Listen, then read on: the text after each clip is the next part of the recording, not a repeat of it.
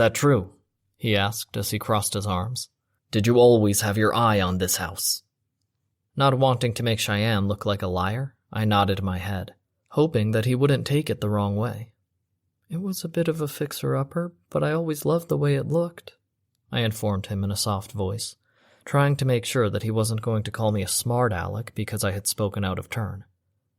"Cheyenne told me that the house was sold and fixed up, and I wanted to see how it turned out." Anger flashed in his eyes as he stared me down, and I knew that as soon as we were alone, I was going to be punished severely for Cheyenne's lie, even though it wasn't even my fault. "What do you think about it now?" he asked, sounding genuinely curious as he spoke. His change of tone caught me completely off guard, and I found myself staring at him in disbelief before I finally found the words to say. "I really like what they did with the place," I said as I looked back around, cupping my tiny baby bump as I examined the house. "I wish we could live in this house. It turned out beautiful." Randy considered my words for a moment before turning his attention back toward Cheyenne, who was watching me carefully with a polite smile on her face. "Then I'd like to rent this house," he informed her before turning to look at me. "That is, if you don't mind, my love."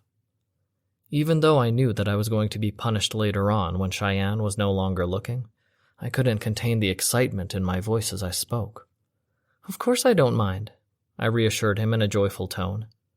Cheyenne looked a bit confused as she looked from me, to Randy, and back again, still maintaining her professional composure as she gave us a nod of acknowledgement. "I'll need the two of you to come back to my office in order to fill out the application for the rental property," she informed us. "Chase just needs it for legal purposes, but after he reviews your application, he'll send you the lease and you guys can move in by the beginning of the month." Randy gave a smirk of satisfaction as he turned his attention back towards me. "I'm sure you don't mind taking care of all that for me, do you?" he asked as he crossed his arms at me. "I have to get back to work since my lunch break is over, but we can talk about this more when I get off work tonight."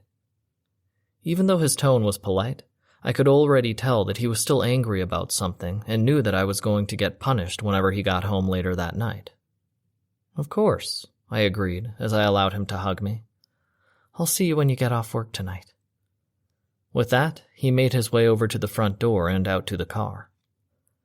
Of course, he would leave me to walk the 3 blocks back to the office in the smoldering heat of the midsummer day. Even though I was pregnant, he wasn't giving me any special treatment, and the doctors had already said not to stress my body out in any way, shape, or form. Otherwise, I might end up losing the baby. As soon as he was gone, Cheyenne turned her attention towards me and tilted her head to the side, looking a bit confused as she did so. "I know that this is none of my business, but why are you still with that guy?" she asked me. She walked me to the front door.